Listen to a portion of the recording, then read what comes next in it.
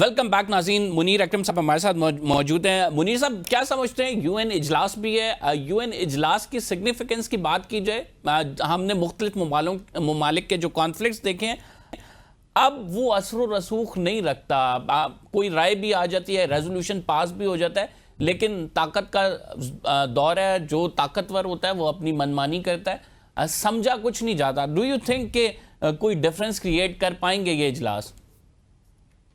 نہیں جی, اجلاس میں اس کی دو مطلب ہو سکتی ہیں. ایک تو پولیٹیکل پریشر جنریٹ کیا جائے ایک پولیٹیکل سولوشن کے لیے, اور دوسرا کہ جو بھی پبلک پوزیشنز ہیں وہ ان کو ایکسپریس کیا جائے. تو یہ اجلاس کا مقصد اور امپیکٹ ہے وہ مختصر قسم کے ہوتے ہیں. تو یہ ضروری ہے کہ انٹرنیشنل کمیونٹی اپنے آپ کو ایکسپریس کرے اور اس جنگ کو بند کرنے کے لیے جو پولیٹیکل اوپینین ہے اس کو موبلائز کیا جائے. تو ہماری بھی یہی کوشش ہونی چاہیے, اور انشاءاللہ اقوام متحدہ میں پاکستان یہی اپنا کردار پیش کرے گا. منیر صاحب آپ نے کہا کہ یہ جنگ میں مختلف ممالک شامل ہو سکتے ہیں. ابھی تک کی بات کی جائے تو ہمیں چائنا سٹیٹمنٹ دیتا ہوا نظر آ رہا ہے, رشیا سٹیٹمنٹ دیتا ہوا نظر آ رہا ہے. ڈو یو تھنک کہ ایران کی ملیٹریلی بھی مدد کی جا رہی ہے, اسسٹنس کی جا رہی ہے چائنا کی جانب سے؟ جی مجھے کوئی علم نہیں ہے اس کے بارے میں. میرے خیال میں صرف یہ تو اسپیکولیشن ہوگی, پر چائنا اور روس نے دونوں نے اپنی جو پوزیشنز ہیں وہ ایکسپریس کی ہیں. انہوں نے بہت زور سے دعویٰ یہ کیا ہے کہ یہ جنگ کو بند ہونا چاہیے اور جنگ کو پھیلنا نہیں چاہیے.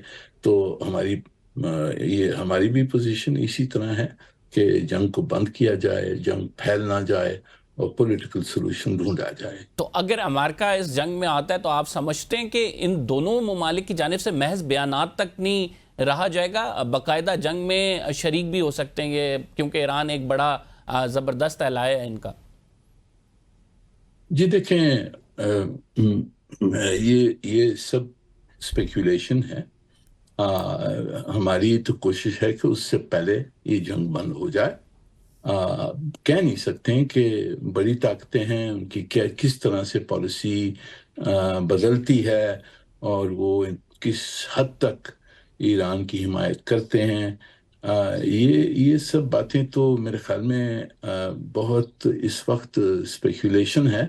تو اس میں پڑھنے سے پہلے ہماری کوشش یہی ہونی چاہیے کہ اس جنگ کو بند کیا جائے اور پولیٹیکل سولوشن ڈھونڈا جائے. اس بات کی بھی بڑی آپ یہ کہہ سکتے ہیں ڈسکس ہو رہی ہے مختلف حلقوں میں, سوشل میڈیا پہ خبر بھی چلی, اور اس خبر کو پھر ہم نے دیکھا کہ انڈین ٹی وی چینلز کی جانب سے وہ زیادہ پروپوگیٹ کی گئی کہ عاصم منیر صاحب نے جو ملاقات کی ہے پریزیڈنٹ ڈونلڈ ٹرمپ سے, اس میں امریکہ کی جانب سے اڈے مانگے گئے ہیں اور ایک اس کے نتیجے میں پیکٹ ہوگا.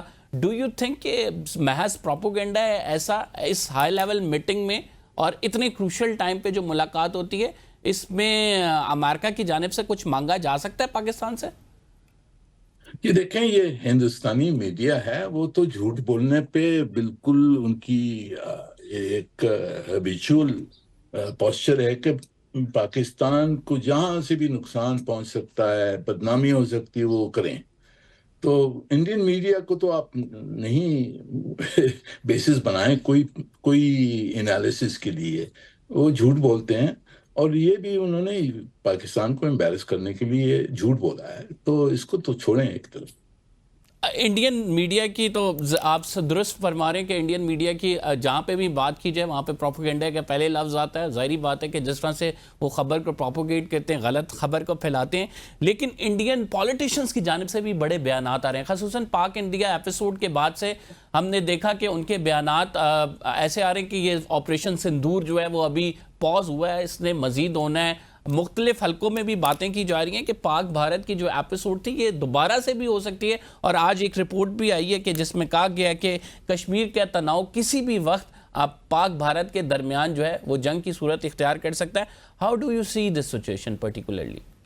جی دیکھیں، بکواس ہے یہ، آپ اس بکواس کو نہ سنیں. یہ اگر انہوں نے کچھ کرنا تھا تو کر دیتے. انہوں نے جو کچھ کرنا تھا کوشش کی. 6 مئی میں انہوں نے شروع کی جنگ، پھر جب مار پڑی تو پھر مان لیا سیز فائر ماننے کے بعد میں یہ کہنا کہ جی ہم نے نہیں مانا ہے، پاکستان نے اس کو مانگا تھا.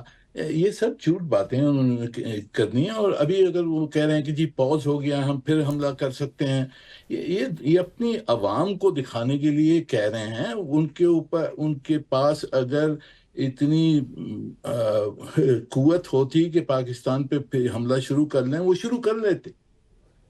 ان کے پاس آخری قوت نہیں ہے. جی تو یہ تو سب ان کی طرف سے یہ پروپیگنڈا اپنی پبلک کو وہ بالکل برقرار ہیں جھوٹ بولنے سے.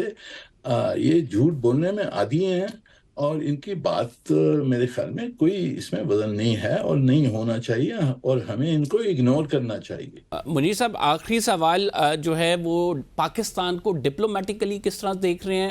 ظاہری بات ہے کہ آج پوری دنیا پاکستان کی طرف دیکھ رہی ہے. جو اسٹریٹجک لوکیشن ہے، جس طرح سے ہماری ڈپلومیسی چل رہی ہے، اس سے پہلے بلاول صاحب کا وفد بھی گیا اور اس نے جا کے کوششیں کی وہاں پہ مختلف ممالک کے ساتھ. How do you see particularly کہ پاکستان جو اس ٹائم ڈپلومیٹکلی پلے کر رہا ہے؟ جی میرے خیال میں ہماری ڈپلومیسی کامیاب رہی ہے. اس جنگ سے پہلے، اس جنگ کے دوران اور اس جنگ کے بعد میں ہماری ڈپلومیسی بالکل صحیح ریشنل ڈپلومیسی ہے. ہماری جو نیریٹو ہے وہ صحیح ہے، حقیقت ہے. تو نیریٹو ہمارا کریڈیبل ہے لوگوں کے ساتھ.